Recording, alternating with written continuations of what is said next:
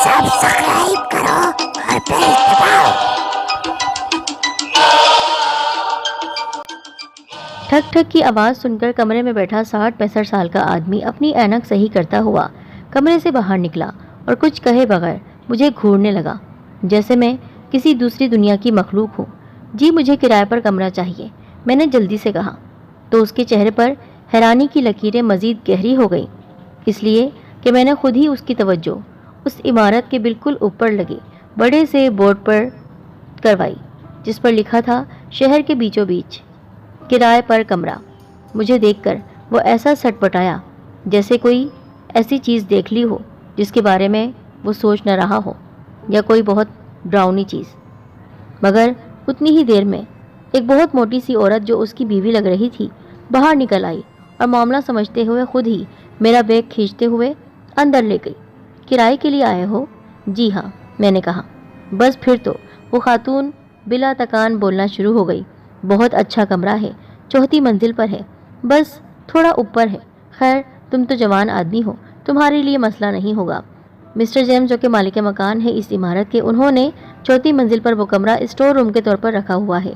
वैसे 4थी मंजिल पर रहता ही कौन है, सारा हिस्सा ही स्टोर रूम समझ लो। फिर खुद ही मुंह फाड़कर हंसने लगी।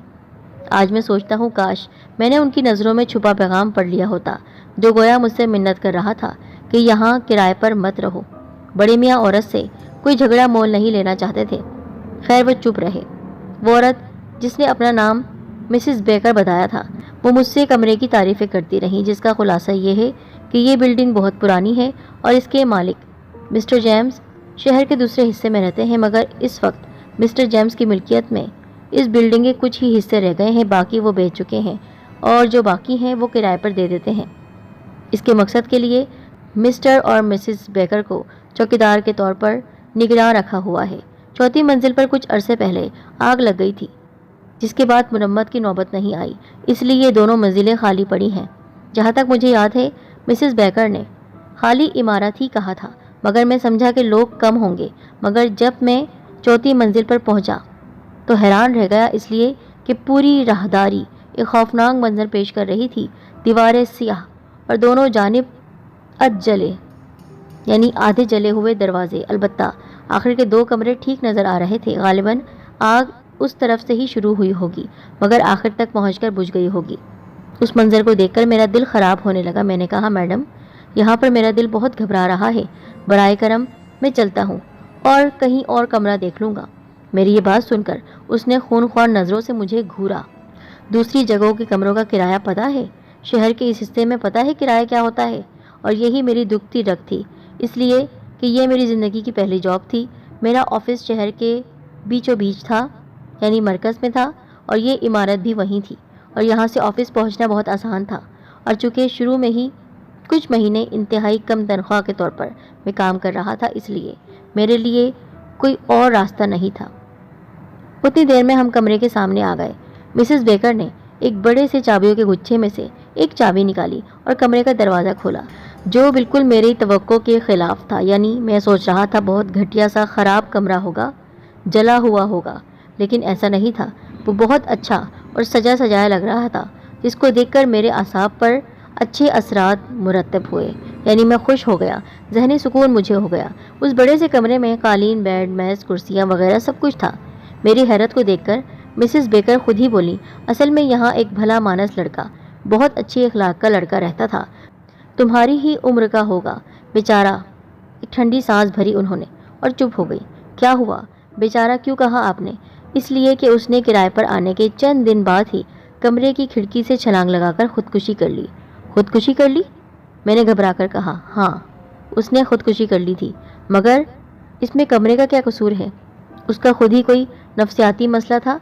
कुछ दिनों बाद ही कहने लगा, सारी रात आवाज़ें आती हैं, बच्चों के दौड़ने की, बच्चों के खेलने की आवाज़ें। अब भला ये इमारत जब से जली है कोई 5 साल हो गए हैं।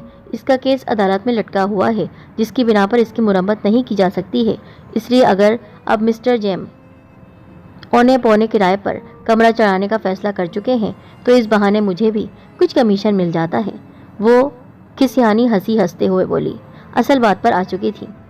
मिसेस बेकर ने ठीक ही कहा था। मैंने दिल में सोचा, मुझे कौन सा यहाँ सारा दिन रहना है। شام تک آفس صرف رات کو ہی آنا ہے اور چھٹی والے دن تو ویسے بھی اکثر دوستوں کے ہاں وقت گزرتا ہے۔ بہرحال اس طرح میں نے کمرہ کرائے پر لے لیا۔ کرائے پر کمرہ لینے کے بعد چند دن بہت مصروف رہے۔ سامان کا ادھر سے ادھر آنا جانا لگا ہوا تھا اور جاب کے دن بڑی مصروفیت میری گزر رہی تھی۔ اکثر اوقات رات گئے واپسی ہوتی اور آتے ہی نیند کی وادیوں میں کھو جاتا۔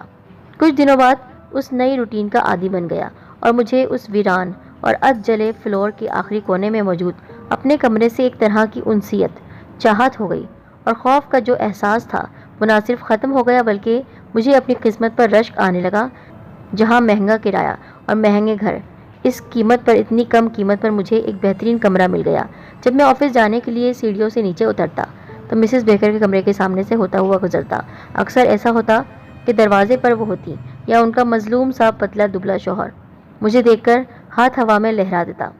مسز بیکر کے برعکس مسٹر بیکر کی آنکھوں میں نظر آنے والا خوف البتہ مجھے ہر بار بے چین کر دیتا تھا۔ ایسا لگتا تھا وہ کچھ کہنا چاہتے ہیں، وہ مجھے بہت کچھ بتانا چاہتے ہیں لیکن بتا نہیں پا رہے اپنی بیوی کے خوف سے۔ ایک رات آخرکار کسی پہر نیند آ ہی گئی۔ صبح مسز بیکر سے شکایات کے لیے سوچا، مگر پھر یہ خیال آیا کہ عمارت کی مرمت کے بعد مسز بیکر لازمی کرایہ بڑھانے کا کہیں گی، جس سے بچنے کے لیے میں جان بوجھ کر کنی کترا کر نکل گیا، یعنی اس میں تو میرا ہی نقصان تھا۔ اسی طرح واپسی پر بھی میں نے کوشش کی کہ مسز بیکر کے کمرے کے سامنے سے گزرتے ہوئے ان کی نظر مجھ پہ نہ پڑ پائے۔ واپسی پر وہی منظر تھا۔ ایک دو لوگ بھی نظر آئے جو غالباً نئے کرایہ دار تھے اور وہ مجھے عجیب عجیب نظروں سے دیکھ رہے تھے۔ ان کے چہروں پر ایک عجیب سی بے نوری اور زندگی سے دوری کا احساس نمایاں تھا۔ یہ لوگ اپنے لباس اور چہرے سے مجھے کافی امیر کبیر اور غرور سے بھرے ہوئے نظر آ رہے تھے، مگر میں نظر انداز کرتا ہوا حسب معمول اپنے کمرے میں جاتے ہی بستر پر دراز ہو گیا اور نیند کی وادیوں میں کھو گیا۔ رات کے کسی پہر پچھلی رات کی طرح دوبارہ بچوں کے دوڑنے بھاگنے کی آوازوں سے میری آنکھ کھل گئی تو میں نے سوچا آج اوپر جا کر ذرا ان بچوں کی خبر لیتا ہوں۔ ہمت کر کے میں نے دروازہ کھولا اور چھت پر آ گیا۔ واقعی وہاں چند گندے سے بچے کھیل رہے تھے۔ یہ چہروں سے بڑے معصوم لگ رہے تھے، مگر ان کے پھٹے پرانے معمولی کپڑے دیکھ کر مجھے بہت ترس آیا۔ مجھے دیکھ کر وہ بچے سہم کر رک گئے۔ میں نے قریب جا کر ایک بچی کو ہاتھ سے پکڑا۔ اس کا ہاتھ برف کی مانند ٹھنڈا ہو رہا تھا، چہرہ ایسا ہو رہا تھا جیسے جسم کا سارا خون نچوڑ دیا گیا ہو۔ خوف کے احساس سے میں نے گھبرا کر ہاتھ چھوڑ دیا۔ البتہ بچی کی آنکھوں میں موجود ایک گہری مظلومانہ معصومیت تھی جو مجھے بہت ہی زیادہ دکھی کر رہی تھی۔ آخرکار مجھ کو اس پر رحم آ گیا۔ میں نے پیار سے پوچھا، بیٹا تمہارا نام کیا ہے؟ ڈیزی، بچی نے معصومیت سے کہا۔ تم اتنی رات گئے کیوں کھیل رہی ہو، وہ بھی چھت پر؟ میں نے پوچھا ہی تھا کہ اتنے میں ایک عورت جو غالباً اس کی ماں تھی کمرے سے باہر نکلتی ہوئی نظر آئی۔ صاحب، دن بھر بیچاری کام کاج میں لگی رہتی ہے، رات کو کبھی کبھی بچوں کے ساتھ کھیل لیتی ہے، 14ویں رات کے چاند میں ذرا روشنی ہو جاتی ہے نا۔ اس نے انگلی سے اشارہ کیا۔ میں نے اوپر دیکھا، واقعی 14ویں کا چاند آسمان پر چمک رہا تھا اور بہت خوبصورت لگ رہا تھا۔ میں بچی کی ماں کی بات سن کر مسکرا دیا اور پھر کچھ دیر بعد نیچے آ گیا۔ وہ آوازیں نہ جانے کتنی دیر تک اور آتی رہیں، مگر جب میری آنکھ کھلی تو دن نکل چکا تھا اور آفس کو دیر ہو رہی تھی۔ اسی طرح کچھ دن اور گزر گئے۔ آوازیں اب بھی کبھی کبھی آتی رہتی تھی، مگر میں نے محسوس کیا کہ میں اس کا عادی ہو چکا ہوں، یعنی مجھے ان آوازوں سے کوئی اعتراض نہیں تھا۔ بچے تو تھے اور مجھے بچوں پر ظلم کرتے ہوئے اچھا نہیں لگتا۔ چند دن بعد ایک عجیب بات ہوئی۔ رات کے کسی وقت دروازے پر زوردار دستک ہوئی۔ دروازہ کھولا تو 7-8 کے قریب افراد، جن میں مرد اور عورتیں دونوں ہی شامل تھیں، ایک وفد کی صورت میں یعنی ایک گروپ کی صورت میں میرے سامنے کھڑے ہوئے تھے۔ ان کے چہرے بہت عجیب سے تھے، نہایت غرور ٹپک رہا تھا اور غصہ بھی۔ ان کے ہاتھ میں ایک پرچہ تھا۔ ان میں سے ایک آدمی بولا، مسٹر، شاید وہ میرا نام جاننا چاہتا تھا۔ وہ رکا۔ میں نے خود ہی بولا، مسٹر شوقی۔ جی مسٹر شوقی، جیسا کہ آپ جانتے ہیں ہم سب بہت اچھے گھرانوں سے ہیں۔ ہم سب کو صبح آفس جانا ہوتا ہے، کام کرتے ہیں ہم۔ یہاں پر رہنے والے ملازموں کے بچے جو چھت پر رہتے ہیں رات بھر شور کرتے ہیں، ہماری نیند خراب کرتے ہیں، یہاں تک کہ ابھی وہ کچھ اور کہنا چاہ رہا تھا لیکن چپ ہو کر میرے چہرے کے تاثرات دیکھنے لگا کہ میرے چہرے پر ناگواری ہے یا نہیں، یا مجھے ان کی بات کا برا لگا ہے یا نہیں۔ پھر وہ کہنے لگا، ہم یہاں ایک درخواست لکھ کر لائے ہیں جس پر تمام کرایہ داروں کے دستخط یعنی سگنیچر لے رہے ہیں، جس کا مقصد ملازموں اور ان کے بچوں کو سزا دینا ہے۔ سزا دینا؟ میں نے نہ سمجھنے کے انداز سے کہا۔ جی ہاں، سب کے سائن ہم سب نے لے لیے ہیں، تو اس کا مطلب ہے کہ ہم سبھی کا یہ مطالبہ ہے کہ ملازموں کے بچوں کو سزا دی جائے۔ اسی طرح انتظامیہ کو بھی اعتراض نہیں ہوگا اور پھر ہم سب مل کر ان کو سزا دیں گے۔ یہ کہتے ہی ان کے چہرے پر انتہائی ظالمانہ سی مسکراہٹ نظر آئی۔ میں نے دیکھا بقیہ تمام لوگوں کے چہروں پر ایسی ہی بھیانک اور مکروہ مسکراہٹ رقص کر رہی تھی۔ اسی لمحے مجھے سیدھی جانب کونے میں سکڑی وہی بچی ڈیزی نظر آئی، اس کی ماں بھی، جس نے رات کو مجھ سے بات کی تھی۔ ان کی آنکھوں میں التجا محسوس ہو رہی تھی۔ مجھے ایسا لگا کہ یہ بغیر کہے مجھ سے بھیک مانگ رہی ہے۔ صاحب، خدا را اس پر دستخط مت کرنا۔ میرا دل بہت زیادہ نرم تھا۔ میں بچوں کا دکھ برداشت نہیں کر سکتا ہوں، چاہے وہ کسی کے بھی ہوں۔ میں نے فیصلہ کر لیا کہ میں سائن نہیں کروں گا۔ میں نے دل کڑا کر کے کہا، دیکھیں حضرات، آپ ٹھیک کہہ رہے ہیں۔ میں خود بھی صبح آفس جاتا ہوں اور مجھے بھی ان آوازوں سے مسئلہ ہوتا ہے، مگر اس کا حل یہ نہیں کہ ہم یوں ان معصوم بچوں کو جو اتنے مظلوم ہیں سزا دیں۔ ان کا کچھ اور حل بیٹھ کر نکالتے ہیں۔ کیا یعنی آپ دستخط نہیں کریں گے؟ انتہائی کرخت لہجے میں بولا۔ ڈانٹ رہا تھا مجھے وہ۔ میں نے دیکھا تمام لوگ مجھے کھا جانے والی نظروں سے گھور رہے ہیں۔ غالباً اس جواب کی انہیں بالکل توقع نہیں تھی۔ جی ہاں، میں دستخط نہیں کروں گا، میں نے فیصلہ کن انداز میں کہا اور دروازہ بند کر لیا۔ کچھ دیر تک مجھے دروازے سے باہر غصے میں کھسر پھسر کی آوازیں آتی رہیں، پھر وہ آوازیں آنا بند ہو گئی۔ میں نے سکھ کا سانس لیا اور بستر پر پھر سے لیٹ گیا۔ ابھی کچھ دیر ہی ہوئی تھی کہ ایسا لگا دروازے پر کوئی آہستہ آہستہ دستک دے رہا ہو۔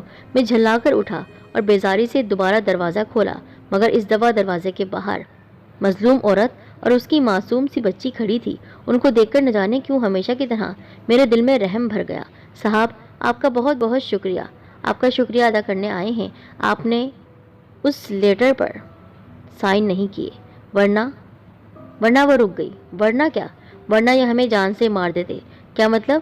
جان سے کیسے مار دیتے؟ جی ہاں، یہ سب لوگ بہت ظالم ہیں۔ پہلے ہمیں بہت مارتے، پھر چھت سے دھکا دے دیتے اور یہ کہہ دیتے کہ ہم نے غربت سے تنگ آ کر خودکشی کر لی۔ عورت روتی ہوئی بول رہی تھی تو میں نے دل میں سوچا، یہ عورت بھی ڈر اور خوف کی انتہا پر پہنچی ہے۔ یہ کہہ کر میں نے اس سے کہا، ایسی کوئی بات نہیں ہے، تم جاؤ آرام کرو۔ صبح اٹھ کر جب میں آفس جانے کے لیے تیار ہوا تو کمرے سے باہر نکلا، میرے قدم وہیں رک گئے، بلکہ خوف کی ایک شدید سی سرد لہر میری ریڑھ کی ہڈی میں دوڑ گئی۔ میری نظروں کے سامنے وہی جلی ہوئی خالی عمارت، آدھے جلے دروازے۔ ایسا لگ رہا تھا کہ چند دن پہلے جو بالکل بہترین عمارت میں نے دیکھی تھی کبھی یہاں تھی ہی نہیں۔ کیا راتوں رات دوبارہ آگ لگ گئی؟ میں نے خود سے سوال کیا، پھر جلدی جلدی نیچے آیا۔ اب مسز بیکر کو بتائے بغیر چارہ نہیں تھا۔ میں نے سارا ماجرا مسز بیکر کے سامنے سنا دیا۔ میری بات سن کر وہ جو پاس کھڑے ہوئے تھے ان کے شوہر مسٹر بیکر ہانپتے کانپتے میرے نزدیک آئے۔ وہ لمحات بھول نہیں سکتا جب مسٹر بیکر کو میں نے پہلی بار بولتے سنا، اور ان کے الفاظ میں بھلا بھول بھی کیسے سکتا ہوں؟ سارا، غالباً مسز بیکر کا نام۔ اب مجھے اس نوجوان کو بتانے دو سچ۔ مسز بیکر نے لمبا سانس کھینچا، جیسے انہوں نے بھی ہتھیار ڈال دیے ہوں، اور کہہ رہی ہوں، اچھا سب کچھ بتا دو بیٹا۔ اس عمارت کی ایک تاریخ ہے جو ہم تم سے چھپانا چاہتے تھے، اور اس کی وجہ یہ تھی کہ ہم کو ابھی تک خود یقین نہیں آیا تھا، اس لیے کہ اس بات کو چند مہینے ہی ہوئے ہیں۔ آج سے تقریباً 6 ماہ پہلے اس بلڈنگ میں اسی طرح کے لوگ بستے تھے، خصوصاً چوتھا فلور جہاں رہائشی کمرے ہیں، اس پر کافی لوگوں نے کرائے پر کمرے لیے تھے۔ یہ امیر قسم کے اور کافی حد تک مغرور اور سخت دل لوگ تھے۔ سب سے اوپری منزل میں 2 کمرے تھے جن میں بلڈنگ کے ملازموں کا ایک خاندان رہتا تھا، جن کے کچھ بچے بھی تھے۔ کبھی کبھار بچے رات کو کھیل کھیل کر چھت پر ادھم مچا دیتے، جس کی شکایت ان لوگوں نے عمارت کے مالک سے کی۔ اس پر عمارت کے مالک نے کہا، اگر سب کی یہ شکایت ہے تو ایک درخواست لکھی جائے جس پر تمام کرایہ داروں کے سائن یعنی دستخط ہوں گے۔ اگر سب راضی ہوں گے تو ان بچوں کو سزا کے طور پر وہاں سے نکال کر پھینک دیا جائے گا۔ تو ان کرایہ داروں نے ایسا ہی کیا۔ وہ کرایہ دار، انسانیت بالکل نہیں تھی ان کے دلوں میں۔ اتنے سخت دل میں نے آج تک نہیں دیکھے۔ انہوں نے نہ صرف اس درخواست پر دستخط کیے بلکہ مظلوم ملازمہ کی بچی کو بہت مارا، کیونکہ زیادہ تر آواز اس کی ہی آتی تھی چھت پر سے۔ زخمی ہوئی وہ بچی، اتنا زخمی کر دیا تھا کہ وہ مر گئی۔ کچھ دن بعد اس کے غم میں اس کی ماں نے بھی عمارت سے چھلانگ لگا کر خودکشی کر لی۔ اور پھر چند دنوں بعد اس عمارت میں ایک ایسا واقعہ ہوا کہ راتوں رات اچانک آگ لگ گئی اور بہت سے لوگ مر گئے۔ عجیب بات یہ تھی کہ یہ وہی لوگ تھے جنہوں نے ملازمہ کی بچی پر تشدد کیا تھا، اور ان کو نکالنے کے لیے لکھی گئی درخواست پر سائن کیے تھے۔ درخواست؟ مسٹر بیکر خوفزدہ انداز میں بڑبڑائے۔ کیا کوئی خاص بات ہے؟ میں نے حیرت سے پوچھا، ساتھ ہی خوفزدہ بھی۔ آگ لگنے کے بعد عمارت سے ایک صفحہ ملا۔ یہ وہی درخواست تھی جس پر سب نے سائن کیے تھے۔ سب سے عجیب اور حیرت زدہ بات یہ تھی، جس نے ہمیں خوف میں مبتلا کر دیا، کہ وہ بالکل نہیں جلا تھا، جبکہ راتوں رات پوری عمارت جل چکی تھی۔ کیونکہ وہ لوگ خوشیاں منا رہے تھے، اس مظلوم بچی کی موت پر ان کو کوئی غم نہیں تھا، اس لیے اچانک وہ سانحہ پیش آیا۔ لیکن حیرت کی بات تو یہ تھی کہ وہ صفحہ نہیں جلا۔ یہ کہہ کر انہوں نے دراز میں سے ایک پرانا مگر بالکل صحیح صفحہ نکالا، جس پر کوئی 20 کے قریب نام لکھے تھے۔ یہ آخری نام؟ یہ تو لگ رہا ہے بعد میں خود لکھا گیا ہے۔ آخری نام؟ مسز بیکر ہسٹریائی انداز میں، یعنی پاگلوں کے انداز میں چلائی۔ یہ نام ان لوگوں کا نہیں لکھا، یہ اس کرایہ دار کا ہے جو تم سے پہلے اس کمرے میں رہا تھا۔ اس کرایہ دار نے اس کمرے میں رہنے کے کچھ دنوں بعد ہی عجیب سی شکایتیں کرنا شروع کر دی تھی۔ ہر روز وہ مجھ سے شکایت کرتا اور غصے میں ہوتا، جھلاہٹ ہوتی۔ کہتا کہ رات کو بچے کھیلتے کودتے ہیں چھت پر، ان کے کھیلنے کی وجہ سے، ادھم مچانے کی وجہ سے خاص کر ایک بچی کی آواز زیادہ آتی ہے۔ میں سو نہیں پاتا ہوں، مجھے صبح آفس جانا ہوتا ہے، ان کی وجہ سے زندگی حرام ہو گئی ہے، رات کی نیند حرام ہو گئی ہے۔ میں نے کبھی پہلے غور نہیں کیا تھا، مگر جب اس نے ذکر کرنا شروع کیا کہ اس فلور پر نئے لوگ آ گئے ہیں اور جلی ہوئی عمارت کو اچھا انہوں نے بہترین کر دیا ہے، اور دوسرے لوگ بھی ان بچوں سے تنگ ہیں، ان کے کھیلنے کودنے سے تنگ ہیں، وہ سب مل کر مالک عمارت سے ایک شکایت کی درخواست لکھ رہے ہیں، تو ہمیں اس کی ذہنی کیفیت پر بہت زیادہ شبہ ہوا، کیونکہ عرصے سے اس فلور پر کوئی بھی نہیں تھا اور وہ عمارت اسی طرح جلی ہوئی تھی۔ تو پھر کس نے آ کر مرمت کروائی؟ ہمارے ہوتے ہوئے کس نے ان کو آنے کی اجازت دے دی؟ ہم اس کی ذہنی کیفیت پر شک کر ہی رہے تھے کہ پھر ایک دن صبح اس کی لاش عین کھڑکی کے نیچے سڑک پر پڑی نظر آئی، جس پر ہم نے یہی سوچا کہ اس نے خودکشی کر لی۔ اس کے اگلے دن یہ صفحہ ہمیں دوبارہ باہر عین اسی جگہ نظر آیا جہاں پہلے ملا تھا، اور اس میں واضح طور پر نئے کرایہ دار کا نام لکھا ہوا تھا۔ یہ کہہ کر مسز بیکر تو خاموش ہو گئی، مگر مجھ پر صورتحال واضح ہو گئی تھی، اور میرا خیال ہے مسٹر اور مسز بیکر بھی سمجھ چکے ہوں گے۔ نئے کرایہ دار نے درخواست پر دستخط کر دیے تھے، جس کا مطلب یہ تھا کہ وہ ملازمہ کی بچی یا اس کی روح کو سزا دینے کے لیے راضی تھا، جس کے بدلے میں وہ ملازمہ اور اس کی بچی کی روح نے اس سے انتقام لیا، اس کو انتقام کا نشانہ بنایا۔ اس کا صاف مطلب تھا اگر میں کل دستخط کر دیتا تو آج میری لاش بھی ملتی، گویا یہ سائن موت کے پروانے پر دستخط تھے۔ مسٹر اور مسز بیکر خاموش تھے۔ میں جلدی سے ان کے کمرے سے باہر نکل گیا، اس بلڈنگ سے تھوڑا ہٹ کر لمبے لمبے سانس لے کر اپنے ہوش بحال کرنے لگا۔ اسی وقت جب میں نے مڑ کر دیکھا تو چوتھی منزل پر اپنے کرائے کے کمرے کی کھڑکی پر میری نگاہ پڑی۔ میں نے صاف دیکھا، اور یہ میں بھول نہیں سکتا، کھڑکی میں وہی ملازمہ اور اس کی معصوم بچی میری طرف دیکھ رہی تھی، اور ان کے چہروں پر مسکراہٹ تھی جو میرے لیے اب اجنبی نہیں تھی۔ البتہ میں پسینے میں شرابور اور دہشت زدہ انداز میں سوچ رہا تھا کہ آج میں آفس سے واپسی پر اس آسوی عمارت میں رات بسر کرنے دوبارہ آ سکوں گا۔ کیا ایسا ممکن ہے؟ میں نے انسانیت دکھائی، اس لیے انہوں نے میری جان بخش دی، ورنہ اگر میں چیختا چلاتا اور بچوں پر غصہ نکالتا تو یقیناً میری بھی موت ہو چکی ہوتی، میں بھی خودکشی کے نام پر مر چکا ہوتا، میرے نام بھی یہ لکھ دیا جاتا کہ میں نے خودکشی کی جبکہ مجھے مارا گیا ہوتا۔ سچ میں آپ کسی پر ظلم نہیں کریں، ظلم کا بدلہ پھر آپ کو ایسا ملتا ہے کہ آپ زندگی بھر سوچ نہیں سکتے ہیں۔